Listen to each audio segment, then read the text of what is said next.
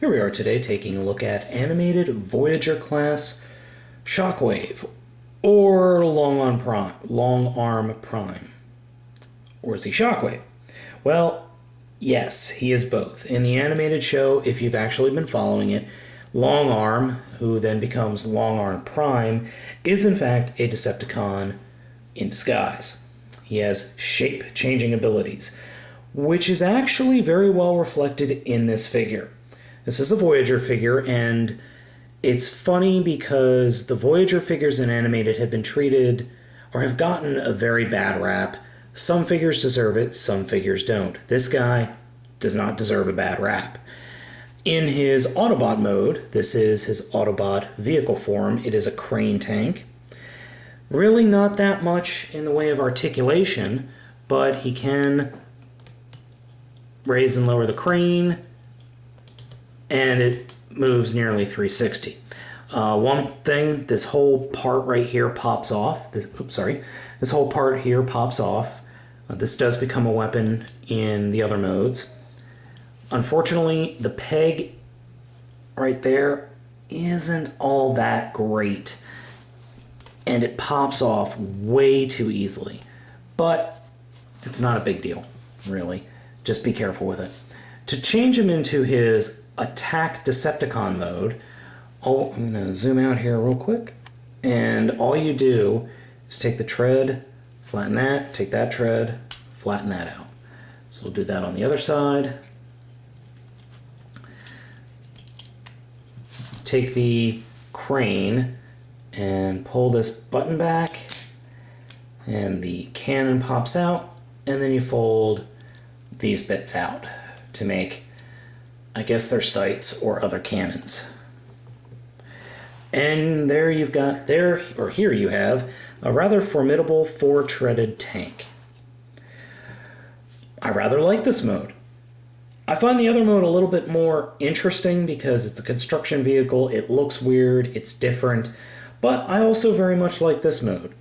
The turret does swing nearly 360 degrees around, and the front of the cannon can go as high as the crane could. And then these guys can rotate all around. Okay, so let's put this off to the side for now, and let's go ahead and get him transformed. Sorry, that was me moving my chair. Alright, I'm going to zoom out again here. And just let me move the camera up a little bit. You'll notice, I didn't want to show this in either of the modes, but he's just kind of doing a squat for his transformation. It's kind of silly, but hey, most of animated is silly. So we're going to start off by folding the legs out and then folding these panels in.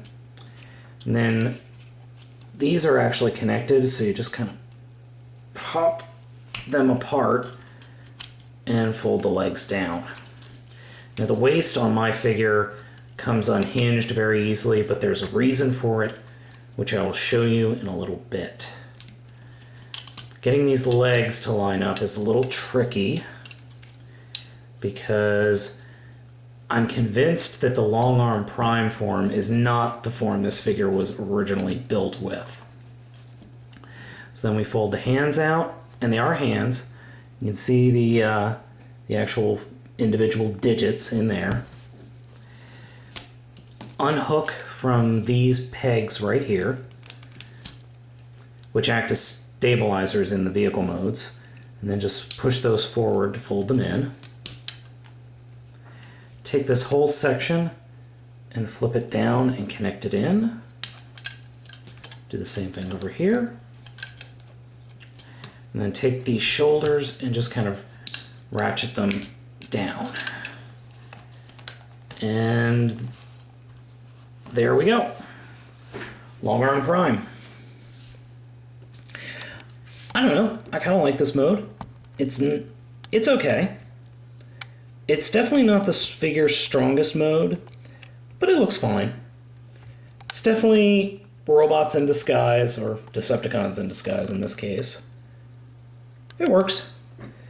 The cannon crane thing in this mode, you just kind of put it on his back and just leave it there. You don't do anything else with it. Alright, so let's go ahead and get to the figure's real meat and potatoes and get him into Shockwave form. I'm going to start off by popping his torso apart a little bit and sliding the whole section down. This effectively elongates and raises the figure up a little bit. And then we're going to take these, I guess, leg thigh guards and rotate them up.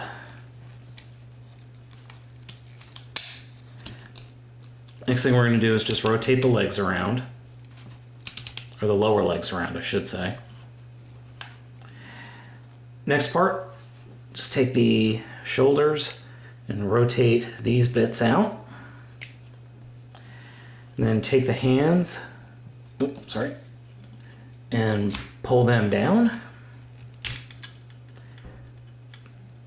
And then here, I'll show you what we do with the hands next. You want to turn the other hands inwards to face like that. And then you get your thumb in here, finger in here, and lift out the claws. And they are individually jointed claws.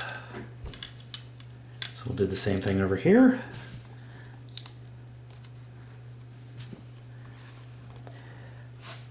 And then, and I forgot to do this in the first mode, you rotate that down, just kind of fold that down.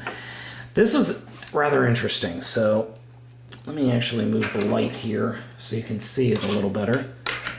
I know it's a little bit of a light wash. Watch his face. I'm just gonna grab his head and pull it up away from the body. Let's rotate those up.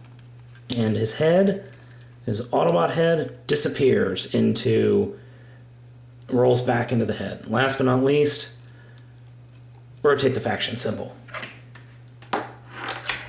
And here we have Shockwave. I think he looks absolutely fantastic in this form. I don't know what anyone else on the internet is saying. I don't care. I like this figure. This mode made the figure for me. It just looks badass. I mean, he's got the claws, he's got the thingies up here, he's got the mono eye going. He just looks awesome. And then we take the crane turret and convert it into a cannon again. This is the only real weak point of the figure, I think, is this cannon. You're supposed to attach it to this peg on the hand. That looks a little silly, but I think the figure as a whole is well worth the investment. He's really does have 4 distinct modes. I just happen to like the Decepticon modes better. Some people would like the Autobot modes better. I just really, really like this figure. I found that the later animated figures are actually pretty good compared to the initial batch. But if you see this figure in the stores, I would pick him up if you've got a spare, say, 20 bucks. I like him. I'm going to say just go ahead and get him if you can. Oh, one thing I forgot to mention about him. He's not short. In fact, he's as tall as Starscream is, the Voyager Starscream. He's also just about as tall as Deluxe Lockdown. So, he's not tiny. See ya.